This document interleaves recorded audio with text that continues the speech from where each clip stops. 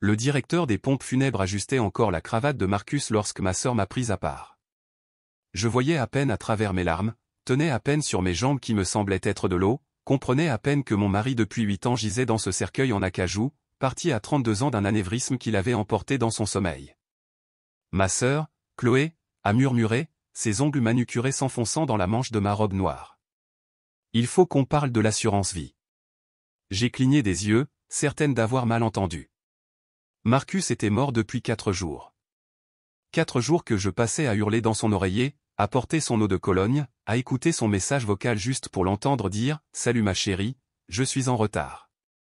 Je t'aime. » Et elle voulait parler d'argent. Quoi? Ma voix est sortie rauque, éraillée par les pleurs. L'assurance vie, a-t-elle répété, plus lentement, comme si j'étais stupide. Je me marie dans 6 mois, Isabelle, et j'en ai plus besoin que toi. La pièce a basculé derrière elle. Maman a hoché la tête en signe d'approbation, ses perles captant la douce lumière du salon funéraire. Elle a raison, Isabelle. Tu n'as pas d'enfant. Chloé mérite un mariage parfait. Toi, tu as eu ta chance. J'avais eu ma chance. Comme si le mariage était un billet de loterie et que le mien avait été encaissé par la mort. Vous me demandez sérieusement l'assurance vie de mon mari à son enterrement, ai-je murmuré. Chloé a levé les yeux au ciel. Ne sois pas si mélodramatique. Ce n'est pas comme si tu avais besoin d'1 million de dollars pour rester assise à pleurer. J'en ai besoin pour la salle, la robe, la lune de miel. C'est le moment unique de ma vie. La mère de Marcus, Grace, s'approchait de nous, le visage bouffi de chagrin. Je l'ai regardé ajuster le panneau de photos, des images de Marcus entraînant la petite ligue de baseball, construisant des maisons avec Habitat for Humanity, notre photo de mariage où il pleurait alors que je remontais l'allée. De plus, a ajouté maman, en me recoiffant comme si j'avais 5 ans, tu es jeune. Tu te remarieras. Le mariage de Chloé est dans 6 mois. Nous devons commencer à planifier maintenant. Il n'est même pas encore en terre, ai-je dit, engourdi. C'est pourquoi nous devons gérer cela efficacement, a dit maman. Signe les papiers pour les céder à Chloé après la cérémonie. Nous considérerons cela comme notre cadeau de mariage de la part de Marcus. Notre cadeau. De la part de mon mari décédé à ma sœur, qui l'avait traité ennuyeux, et trop prudent, pendant tout notre mariage. J'ai regardé Chloé. Je l'ai vraiment regardée. Des mèches blondes parfaites, un bronzage frais par pulvérisation pour l'enterrement, la robe noire qu'elle avait achetée la semaine dernière et qu'elle qualifiait assez polyvalente pour le circuit des mariages une fois que ces trucs déprimants seront terminés. Elle avait 26 ans, travaillait à temps partiel dans l'entreprise de notre père quand elle en avait envie, et avait déjà dilapidé 2 versements de son fonds en fiducie. Non, ai-je dit doucement. Pardon? La voix de maman s'est faite plus acérée. J'ai dit non. Le visage de Chloé est devenu rouge. Tu es égoïste. Tu as toujours été jalouse de moi. Ce n'est pas parce que ton mari est mort que tu peux gâcher mon bonheur. Les gens commençaient à nous dévisager. Les collègues de Marcus, nos amis, sa famille, tous regardaient la veuve éplorée se faire réprimander par sa famille à l'enterrement de son mari. Baisse la voix, ai-je sifflé. Certainement pas. Chloé a tapé du talon de sa chaussure de créateur. La famille de Ryan s'attend à un mariage d'un certain calibre. Sais-tu à quel point c'est embarrassant de ne pas pouvoir réserver le country club parce que ma sœur Radine ne veut pas partager? Marcus voudrait que je sois heureuse. Marcus, qui avait conduit 3 heures aller-retour pour aller chercher Chloé en prison quand elle avait eu sa 2e condamnation pour conduite en état d'ivresse. Qui lui avait prêté de l'argent qu'elle n'avait jamais remboursé. Qui avait pris sur lui quand elle était arrivée à notre réception de mariage avec 2 heures de retard et ivre. Grace nous a alors rejoints, observant le visage rouge de Chloé et mon expression abasourdie. Est-ce que tout va bien? Juste une affaire de famille, a dit maman d'un ton mielleux. Aux funérailles de mon fils? La voix de Grace était calme. Isabelle se montre égoïste à propos de l'assurance vie, s'est plainte Chloé. J'en ai besoin pour mon mariage. Le visage de Grace s'est figé. Vous demandez l'assurance vie de Marcus. À ses funérailles. Pour un mariage. Tout le monde agit comme si j'étais un monstre. Chloé a levé les bras au ciel. Ce n'est que de l'argent. Elle n'en a pas besoin. Dehors, a dit Grace tranquillement. Pardon? Dehors. Grace s'est interposée entre nous. Vous voulez dépouiller ma belle-fille pendant qu'elle enterre mon fils. Sortez de mon salon funéraire. Maman s'est rengorgée. Comment osez-vous? J'ai payé pour cet enterrement. Grace l'a interrompu. J'ai payé chaque centime parce que je savais que les vautours rôderaient. Je ne pensais juste pas que ce serait sa propre famille. La sécurité se mettait déjà en mouvement. Maman et Chloé ont été escortées dehors, Chloé hurlant à propos de poursuites judiciaires et de son mariage, maman menaçant de me déshériter. L'assemblée entière les a regardés partir. J'ai survécu à la cérémonie d'une manière ou d'une autre. À l'enterrement, où j'ai déposé mon alliance sur le cercueil de Marcus parce que je ne pouvais supporter l'idée de le savoir seul sans elle. À la réception, où personne après personne m'a dit à quel point j'avais eu de la chance de l'avoir. De la chance. Comme si l'amour était un billet à gratter et que le mien avait rapporté du chagrin. Cette nuit-là, seul dans notre maison, ma maison maintenant, je me suis assise sur le sol de la salle de bain où Marcus était mort. Les ambulanciers avaient dit que ça avait été instantané. Aucune douleur, juste partie entre deux battements de cœur. Je l'avais trouvé ce matin-là. J'avais cru qu'il faisait la grasse matinée, j'avais embrassé sa joue froide avant de réaliser. Mon téléphone avait 47 messages, tous de Chloé ou de maman, passant des tentatives de culpabilisation aux menaces, puis aux promesses que je mourrais seul et mal aimé si je ne faisais pas ce qu'il fallait. Ce qu'il fallait. J'ai sorti mon ordinateur portable et j'ai ouvert la police d'assurance vie de Marcus, $1 million. Il avait insisté l'année dernière, disant qu'il voulait que je sois protégé, au cas où. J'avais ri, lui disant que nous avions des décennies devant nous. Il avait su, d'une manière ou d'une autre. Il avait su. Mais il avait su autre chose aussi. Dans ses dossiers, j'ai tout trouvé. Des captures d'écran des messages de Chloé pour lui et des années de messages lui demandant de l'argent, me traitant de « prude ennuyeuse », essayant de le convaincre qu'il avait épousé la mauvaise sœur. Le dernier daté d'une semaine avant sa mort, « Quand vas-tu réaliser qu'Isabelle t'a piégé? Tu aurais pu m'avoir, moi. » Mon mari avait conservé chacun d'entre eux. Il y avait plus, des reçus montrant qu'il avait prêté à Chloé plus de $30 000 pendant notre mariage. Des enregistrements, légaux dans notre état, d'appels téléphoniques où elle menaçait de me raconter des mensonges s'il ne payait pas pour sa dernière « urgence ». La preuve qu'elle avait volé les informations de ma carte de crédit à 2 reprises. Et puis le coup de grâce, des courriels entre maman et Chloé datant de 3 mois, planifiant comment nous soutirer de l'argent pour le mariage. La suggestion de maman attend un moment de vulnérabilité. Un décès ou une maladie. Les gens prennent des décisions irréfléchies quand ils sont émotifs. Elles avaient planifié cela. Peut-être pas la mort de Marcus, mais la ronde des vautours qui s'ensuivrait. Je n'ai pas dormi cette nuit-là, ni la suivante. La 3e nuit, j'avais un plan. Voyez-vous, le mariage de Chloé n'était pas n'importe quel mariage. Elle épousait Ryan Blackwood, héritier d'une fortune technologique, fils d'un sénateur. Le mariage allait être l'événement social de l'année dans notre ville, 400 invités, les pages mondaines, tout le tralala. Et j'allais le détruire. Mais pas de la manière que vous imaginez.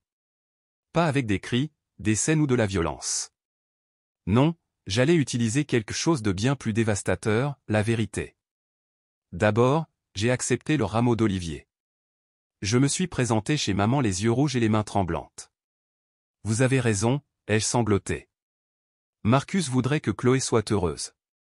Je vais céder la moitié de l'assurance. Elles m'ont cru instantanément. Pas de surprise, elles m'avaient toujours cru faible. Je savais que tu finirais par entendre raison, a roucoulé maman, déjà en train de calculer. La moitié couvrira au moins la salle et le traiteur. Je veux aider à planifier, ai-je dit doucement. Ça me donnera quelque chose sur quoi me concentrer. S'il vous plaît. Chloé m'a littéralement prise dans ses bras. Je sais que tu m'aimes au fond de toi. Et peut-être qu'être entouré de préparatifs de mariage t'aidera à tourner la page. Qui sait? Peut-être que tu attraperas mon bouquet. L'idée d'attraper quoi que ce soit à son mariage me rendait physiquement malade. Mais j'ai souri, hoché la tête et suis devenue la sœur parfaite. Pendant 6 mois, j'ai aidé à planifier chaque détail, assisté à chaque essayage, chaque dégustation, chaque réunion avec les fleuristes et les photographes. J'étais solidaire, même enthousiaste. Pendant ce temps, je documentais tout, comment Chloé envoyait encore des textos à 3 ex-petits amis, y compris des photos explicites, pendant que Ryan était en déploiement à l'étranger avec la garde nationale, comment maman détournait une partie du budget du mariage pour financer son addiction au jeu. Comment elles riaient toutes les deux d'avoir arnaqué la veuve éplorée dans des textos qu'elle ne savait pas que je pouvais voir. Marcus avait configuré notre stockage en nuage familial, et elle n'avait jamais changé les mots de passe qu'il leur avait donnés. J'ai engagé un détective privé avec l'argent de l'assurance vie de Marcus. Pas pour suivre Chloé, j'avais assez de preuves de son infidélité, mais pour creuser plus profondément dans la famille de Ryan. Il s'est avéré que les Blackwood avaient leurs propres secrets, évasion fiscale, détournement de fonds, une campagne sénatoriale bâtie sur la fraude. Mais ils ne savaient pas que quelqu'un enquêtait. Pas encore. Le jour du mariage est arrivé comme un rêve fiévreux. Le 15 juin, ce qui aurait été le 33e anniversaire de Marcus. Chloé ne s'en était pas souvenue, bien sûr. Quand je l'avais mentionné des mois auparavant, elle avait balayé ça d'un revers de main. Il est mort, Isabelle. Laisse tomber. Le country club était parfait. 10 000 roses, des lustres en cristal, un quatuor à cordes jouant doucement. 400 des citoyens les plus élites de la ville étaient présents. Le sénateur donnait des interviews sur sa magnifique nouvelle belle-fille. Maman se pavanait dans sa robe de mère de la mariée qui coûtait plus cher que la voiture de la plupart des gens. Chloé était radieuse dans sa robe à 20 000 $, payée avec la mort de mon mari. J'étais sa demoiselle d'honneur. Elle avait insisté. Ça montrera à tout le monde que nous sommes une famille unie, avait-elle dit. En réalité, elle voulait que je voie de près à quoi ressemblait le vrai bonheur. La cérémonie a commencé. Ryan se tenait à l'autel, beau dans son smoking, ignorant que sa fiancée avait passé la nuit précédente avec son ex. La musique a enflé. Chloé a commencé sa marche dans l'allée. C'est à ce moment-là que le premier téléphone a sonné. Puis un autre, et un autre. Une symphonie de notifications se propageant à travers la foule. Mais qu'est-ce que c'est que ça, a murmuré quelqu'un. Chaque invité avait reçu un courriel d'un compte anonyme. Objet, la vérité sur le mariage Blackwood-Palmer.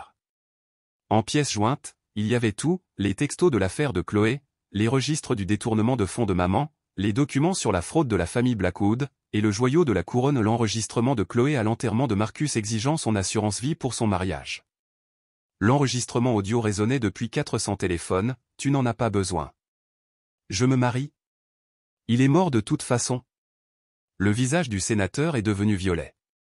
Ryan a regardé son téléphone, puis Chloé, son expression passant de la confusion à l'horreur. Les invités haletaient, enregistraient, publiaient déjà sur les réseaux sociaux. Arrêtez, a crié Chloé en laissant tomber son bouquet. Éteignez-les. Mais il était trop tard. Les courriels continuaient d'arriver. Des captures d'écran où elle disait que Ryan était ennuyeux au lit. La preuve du vol de maman dans le fond du mariage. Des photos de Chloé avec son ex, horodatées, la nuit dernière. C'est toi, elle s'est retournée vers moi. C'est toi qui as fait ça. Je me tenais calmement à l'autel, les mains jointes sur mon bouquet de demoiselle d'honneur. Fais quoi? Tu as détruit mon mariage. Non, ai-je dit, assez fort pour que tout le monde entende. Tu as détruit ma vie. Tu as exigé l'assurance vie de mon mari à son enterrement. Tu as transformé sa mort en virée shopping. Tu t'es tenu sur sa tombe pour planifier ta lune de miel. Tu avais dit que tu me pardonnais, elle sanglotait maintenant, son mascara coulant en rivière noire. J'ai menti, ai-je haussé les épaules. Tout comme tu as menti à Ryan. À tout le monde. Le sénateur partait déjà, son service de sécurité formant un mur de protection. Ryan s'était éloigné de l'hôtel comme si Chloé était contagieuse. Les invités fuyaient, cherchant désespérément à se distancer du scandale. Mon mariage, s'est lamentée Chloé. Mon mariage parfait. Payé avec l'argent du sang, ai-je dit. Chaque fleur, chaque cristal, chaque bouchée de nourriture a été achetée avec la mort de mon mari. J'espère que ça a un goût de cendre. Maman s'est précipitée vers l'hôtel. Répare ça. Tu répares ça tout de suite. Je ne peux pas, j'ai sorti mon téléphone, leur ai montré le minuteur. Le FBI sera là dans environ 10 minutes. Il se trouve qu'ils sont très intéressés par les finances de la famille Blackwood. Et maman, ce problème de jeu que tu as? Les dettes de casino que tu as payées avec les fonds volés du mariage? C'est aussi intéressant pour certaines personnes. Nous sommes ta famille, a hurlé maman. Marcus était ma famille, ma voix s'est brisée pour la première fois, et vous avez célébré sa mort parce qu'elle finançait votre fête. Je suis sorti alors que les sirènes commençaient à retentir, passant devant le gâteau en ruine, les roses éparpillées, les cadeaux abandonnés. Les sanglots de Chloé résonnaient derrière moi, mais je ne me suis pas retourné. Sur le parking, Grace attendait près de ma voiture. Elle avait su, bien sûr, m'avait aidé à planifier chaque détail. « Comment te sens-tu » a-t-elle demandé doucement. « Vide, ai-je admis. Mais aussi libre. »« Il serait fier » a-t-elle dit en me serrant dans ses bras. « Marcus a toujours dit que tu étais plus forte qu'il ne le pensait. » Les retombées ont été rapides et brutales. Ryan a annulé les fiançailles ce soir-là. Le scandale de la famille Blackwood a fait la une des journaux nationaux, le sénateur a démissionné en disgrâce. Maman a été arrêtée pour détournement de fonds. Chloé a perdu son travail, son statut social, tout. Elles ont essayé de me poursuivre en justice, bien sûr, mais la vérité est une défense absolue. Chaque document que j'avais publié était réel, chaque enregistrement obtenu légalement. Leur avocat les a laissés tomber après la première réunion. J'ai utilisé l'assurance vie de Marcus pour créer une fondation à son nom, des bourses pour les enfants qui avaient perdu leurs parents, des services de soutien au deuil, tout ce qu'il aurait voulu. Tout ce qui honorait sa mémoire au lieu de la profaner. Chloé a envoyé un dernier message 6 mois plus tard, « J'espère que tu es heureuse. Tu es seule, exactement comme nous l'avions dit. » Mais elle avait tort. Je n'étais pas seul. J'avais Grace, qui était devenue la mère que je n'avais jamais eue. J'avais les amis de Marcus, qui s'étaient ralliés autour de moi. J'avais les enfants de la fondation qui me serraient dans leurs bras et m'appelaient Mademoiselle Isabelle. Et tard le soir, quand il me manquait tellement que je ne pouvais plus respirer, j'avais la voix de Marcus sur ce message vocal. « Salut ma chérie, je suis en retard. Je t'aime. L'amour. Pas l'argent, pas les fêtes, pas les mariages parfaits. Juste l'amour. » Elles ont essayé de me le voler, de le transformer en monnaie d'échange. Mais l'amour n'est pas quelque chose que l'on peut déposer ou retirer. C'est quelque chose que l'on porte pour toujours, comme le deuil, comme la force, comme la certitude que quelqu'un vous a un jour choisi par-dessus tout. Chloé voulait un mariage parfait. À la place, elle a eu une leçon parfaite. Quand on danse sur la tombe de quelqu'un, il ne faut pas s'étonner si cette personne se relève pour vous apprendre les pas. Et moi ? J'ai eu ce que Marcus m'avait toujours donné, le dernier mot, le dernier rire, et l'amour durable qu'aucune assurance vie ne pourrait jamais remplacer. Le mariage a peut-être été détruit, mais la mémoire de mon mari, elle, reposait enfin en paix.